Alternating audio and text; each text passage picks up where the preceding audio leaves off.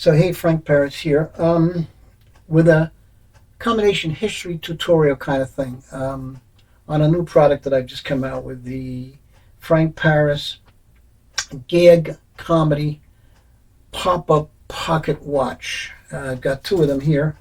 Um, the pricing on this I'll tell you in a little while.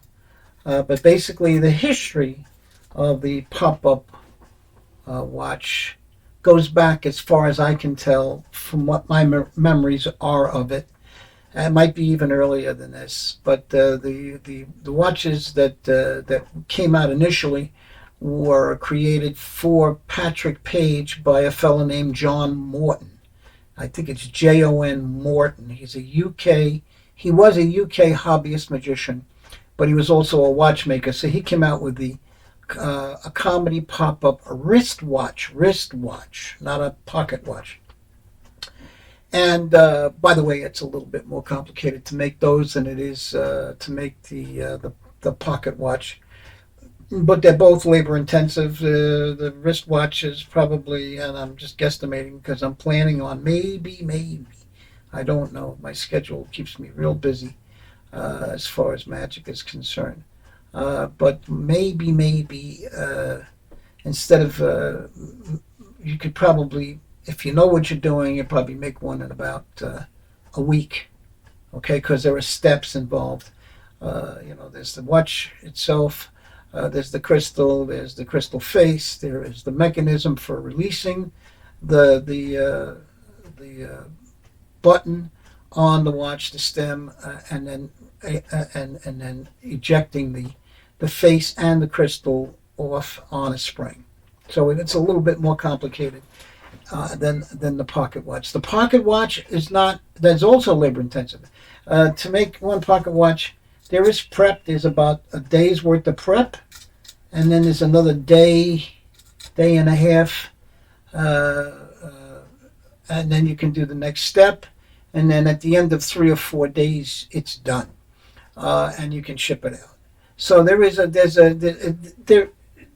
any working with a watch is always labor intensive, depending on what you want to do with it. In this particular case, you're dealing with a pocket watch and not a wristwatch, so it's a little bit easier. But this is more about the history of the watch briefly, and then I'll go into the situation with the watch. John Morton, hobbyist, as I said, was making the watch for Patrick Page, who was a UK magician, a full-time UK magician. And he was selling, Pat Page was selling these watches. I bought one way back when, okay? I don't know what happened to it. I can't remember. It was like 35 years ago, so I don't remember. But at this point, in the back of my mind, I wanted to make a pop-up watch. And it's been a couple of 2-3 years I thought about it and didn't have the time. I do lectures now. I have a school. Our class meets once a month. I School of Magic here in Wantor, so that keeps me pretty busy. When I travel to conventions, and I also do lectures at different rings like IBM and SAM, in different countries. Norway, Holland, Iceland was the last 3 that I did. I could have done London, but I got there on a Tuesday, and Monday was when they met. At least that's what I was told. Anyway, so back to the watch. John Morton, Jon Morton, the book was written about him, and it was more about the author than it was about the props that he used to make. And if you see the book, you'll see a lot of illustrations, but you won't hear that much about him. Patrick Page contracted him to make the wristwatch, and the wristwatch is like the pocket watch. It gets a reaction. I mean, it's a great opener. That kind of thing. I usually take the watch and I say, my grandfather owned this watch, and I just got to find myself somebody who can repair it, because it's not working right. Okay, and then I hold it this way. You see, here's my finger, and I hold it this way. Okay, and the chain is here, and my thumb pushes down on it. And the reason for that is because if I want to, I could touch the other side, and hold it to steady it, but I don't really have to. Okay, when I hit the button, you can see that the face of the watch pops out on a spring. Okay, all right, and then to close it, and this is, like I said, it's kind of a tutorial and a little history lesson. 2 thumbs come down, okay, and then 2 fingers grab a hold of it and center it in the middle, and then the cap or the top of the watch snaps closed, and you're all set to go again. Okay, same thing, happens again. So that's one line I use. It's my grandfather gave me this watch on his deathbed, and I carry it around with me, but it doesn't work right, and then I hit the button, and I get a laugh, a reaction, that kind of thing. Or you could turn around and say, look, do you know a good place to go and get a watch fixed? Because this one is broke, and on the word broke, okay, I do this, and it pops out. Let's see right there. I gotta get closer here. Get the camera here. You can see the robotic camera's following my head. So let me hold this up.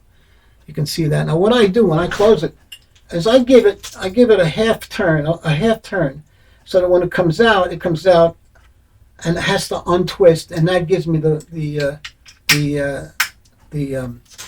ability to, when it pops out, it kind of wiggles by itself. I don't have to shake it, but yes, you can shake it. Okay, so it pops out, and you can hold it this way too. You can hold it straight up.